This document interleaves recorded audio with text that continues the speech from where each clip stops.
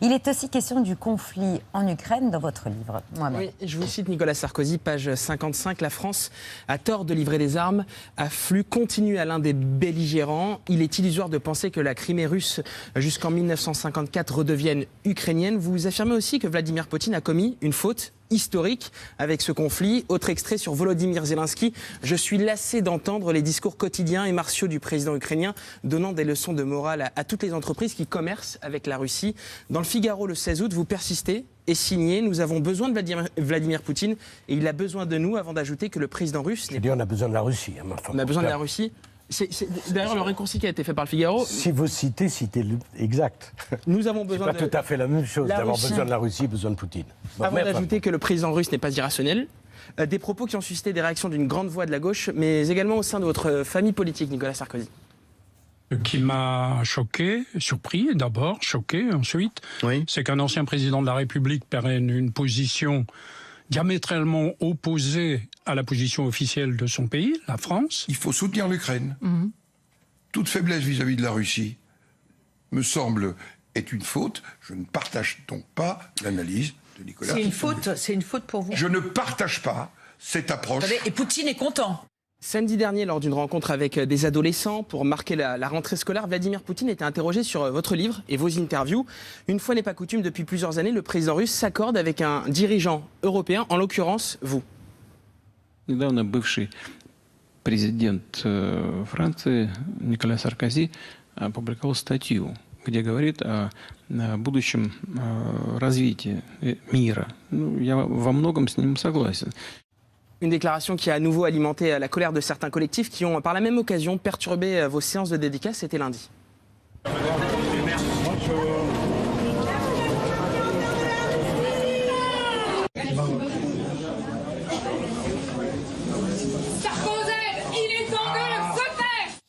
Nicolas Sarkozy, en tant qu'ancien président, est-ce que vous ne commettez pas une erreur en allant à rebours de la position d'Emmanuel Macron, de l'État français et de l'Europe? Non. Alors, c'est un sujet très lourd dont il faut parler sérieusement. Bon. Figurez-vous qu'il y a 1,5 million de morts aux confins de l'Europe. 1,5 million. Dont beaucoup sont ukrainiens. Mais on continue, parce que sur le front du boulevard Saint-Germain, on est très courageux pour envoyer des jeunes Ukrainiens mourir. 1,5 million.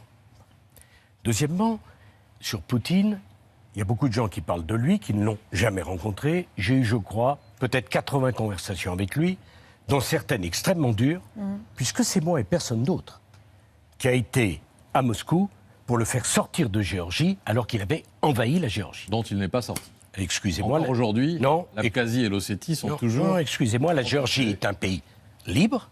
Si vous voulez rentrer dans le détail, je vous rappelle que l'Abkhazie, c'est la patrie de naissance de Staline, et c'est l'endroit où tous les hiérarques du Parti communiste allaient passer ses vacances. C'est une région complexe. La Géorgie est libre. Alors, il y a le problème de l'Ossétie et de l'Abkhazie, l'Ossétie du Nord et l'Ossétie du Sud, mais c'est un autre sujet. Si vous voulez un jour, vous m'invitez, on en parlera. Mais c'est moi qui m'y suis opposé. Et en 8 jours, les chars russes, qui étaient à 25 km de Tbilissi, sont sortis. Sont sortis à 95% du territoire, pas à 100%, je vous en donne acte, mais sont sortis. Bon. Et à l'époque, tout le monde était bien content que j'ai pris le risque d'aller à Moscou, et les 8 heures de discussion avec Poutine ont été extrêmement dures. Troisième remarque. Dans cette affaire, il y a un agresseur et un agressé. L'agressé, c'est l'Ukraine. L'agresseur, c'est Poutine. C'est vrai. Mais comment on peut faire l'agresseur pour continuer de se battre? Si on proposait de mettre fin à la livraison d'armes. Mais non, si on y va par slogan, vous continuez alors le débat, on fait la guerre sans la faire, des bêtises comme ça, qu'est-ce que ça veut dire? On ne sait même pas quel est le but de guerre. Donc, il y a un agresseur, un agressé, Poutine est l'agresseur, l'Ukraine est l'agressé, et il faut aider l'Ukraine. Là, je pose des questions. Pas besoin de me faire insulter pour poser des questions. Bon, il est gentil, monsieur Jospin, de sortir de sa retraite, donner des leçons. S'il y connaissait quelque chose, ça se saurait. En l'occurrence, je pose la question, est-ce que l'entrée de l'Ukraine dans l'OTAN favorise la paix ou pas? C'est une question noble, c'est pas une question stupide. Ma réponse, c'est non. Mais c'est pas une surprise, puisqu'en 2008, avec Angela Merkel, on s'y est opposé. Pourquoi on s'y est opposé? Parce que quand vous agitez la muleta sous le museau du taureau, il ne faut pas s'étonner qu'il fonce. Donc je suis pour qu'on donne des garanties de sécurité à l'Ukraine, pays qui doit rester neutre, parce que l'Ukraine est un pont entre le monde slave, la Russie, et nous. Mais quelle Ukraine, quel Deuxièmement, territoire ukrainien? attendez, je vais y venir. Ouais. Deuxièmement, est-ce qu'il faut faire rentrer l'Ukraine dans l'Europe? Ça me rappelle l'affaire de la Turquie. C'était magnifique, de Hollande à Chirac, ils étaient tous d'accord pour faire rentrer la Turquie dans l'Europe. Est-ce que ça fait progresser la paix? Non. Parce que si vous faites rentrer l'Ukraine dans l'Europe, vous renforcez l'Europe américaine, puisque les pays de l'Europe de l'Est sont sous domination américaine. Je suis pour une Europe indépendante. Et nous n'avons pas les mêmes intérêts en la matière que les Américains. Poser ces questions-là, c'est quand même pas un scandale. Est-ce qu'on pourrait les poser au peuple ukrainien? Mais qu'est-ce que vous faites de la volonté des peuples dans cette histoire-là, Monsieur Sarkozy, et volonté qui a sans doute évolué avec l'agression du voisin russe? Il n'est pas question de trouver un accord sans que les Ukrainiens disent ce qu'ils veulent. En l'occurrence, d'ailleurs, les Ukrainiens, c'est les Américains. Parce que vous retirez le soutien américain et vous n'avez malheureusement plus la force nécessaire pour défendre l'Ukraine. Les Ukrainiens, donc, oui. Mais pour gagner une guerre, l'issue d'une guerre, c'est simple. Soit vous exterminez l'adversaire, soit vous faites un compromis. Il n'y a pas de troisième solution. C'est assez simple. Un compromis territorial, donc. Attendez, un compromis. Exterminer la Russie. Deuxième puissance. Pas l'exterminer, la repousser hors des frontières ukrainiennes. Non, c'est pas comme ça que ça se passera.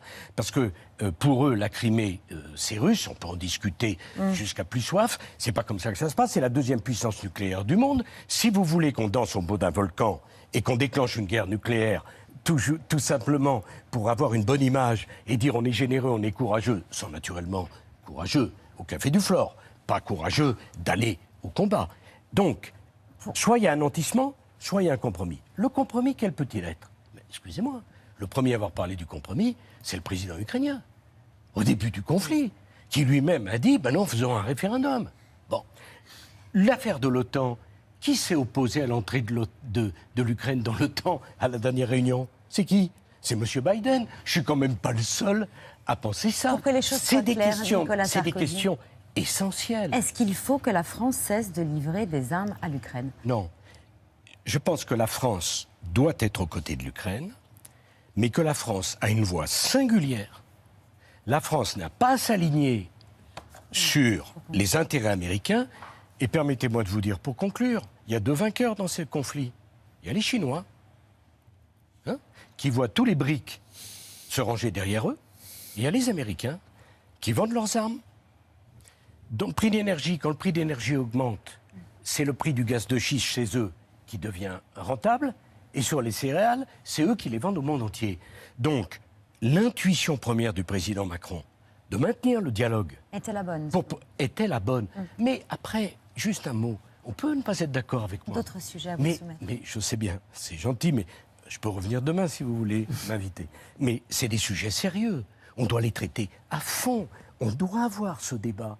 On ne peut pas continuer à faire la guerre en disant simplement plus d'armes, plus de morts, plus d'opposition. On en sort comment? Comment on en sort? C'est la question que j'ai posée. Je ne regrette pas de l'avoir posée. Monsieur Larcher n'est pas d'accord. Très bien, mais il a le droit. Je ne prétends pas dire la vérité.